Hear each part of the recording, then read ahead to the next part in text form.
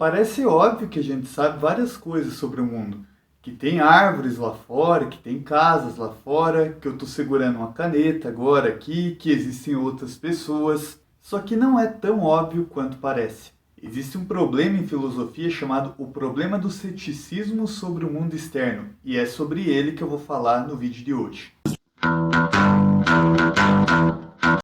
Fala galera, esse é mais um vídeo do canal Arte de Pensar e hoje eu vou falar aqui do problema do ceticismo do mundo externo, daqueles filósofos que colocam dúvida se a gente pode realmente dizer que a gente conhece um mundo externo, uma realidade externa independente dos nossos sentidos. No último vídeo aqui da série eu terminei falando sobre o realismo indireto, que é uma teoria que de certa forma é mais aceita hoje para falar do nosso conhecimento do mundo externo, porque ela permite a gente superar os erros de percepção que a gente geralmente tem, o problema da ilusão e o problema da alucinação. Se você quiser saber quais são esses problemas, veja o nosso vídeo anterior. Só que essa teoria, ela também tem uma dificuldade, que é a dificuldade de superar o ceticismo sobre a existência do mundo externo. O que é o ceticismo?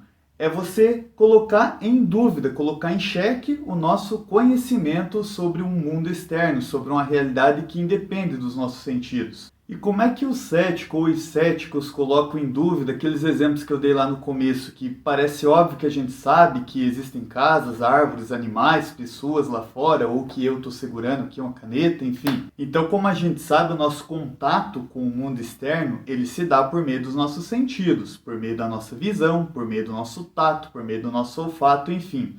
E aí o cético coloca um cenário, uma situação, na qual tudo é compatível com as experiências que nós temos, só que esse cenário ao mesmo tempo é incompatível com o conhecimento. Em outras palavras, o cético coloca uma situação possível na qual a gente está sendo enganado de certa forma, mas a gente tem a impressão que a gente realmente está tendo uma experiência real do mundo externo, uma experiência de fato das coisas que estão ao nosso redor.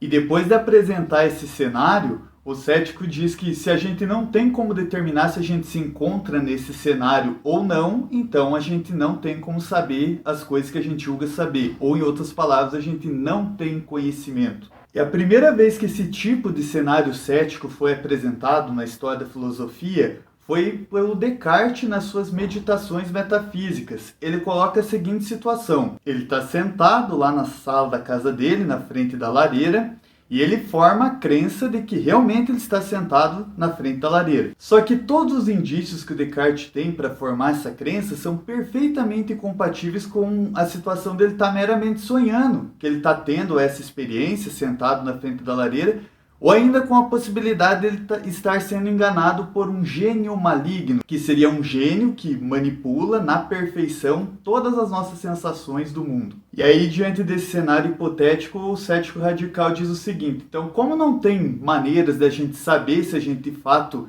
está sonhando ou se a gente está sendo manipulado por um gênio maligno, então não tem como saber as coisas que a gente julga saber, ou não tem como a gente ter conhecimento. Ou ainda tem outra maneira da gente colocar esse cenário cético. Se a gente imaginar, por exemplo, que a gente não passa de cérebros flutuando numa câmara de nutrientes e que todas as experiências que a gente tem, na verdade, são geradas por um supercomputador que está ligado nessas câmeras por meio de alguns plugs. É parecido com o que acontece no filme Matrix. Não sei se vocês lembram do Matrix, se vocês já assistiram, mas é uma situação daquele jeito. O personagem ele pensa que está tendo uma experiência real que na verdade não é. É uma ilusão. E de fato parece que a gente não tem formas de saber se a gente não é realmente um cérebro flutuando numa câmara, ou se a gente não está simplesmente sonhando e está tendo uma experiência que a gente acha que é real, ou se a gente está sendo enganado por um gênio maligno, voltando lá para o exemplo do Descartes. E aí a gente pode reconstruir, de maneira resumida, esse argumento cético radical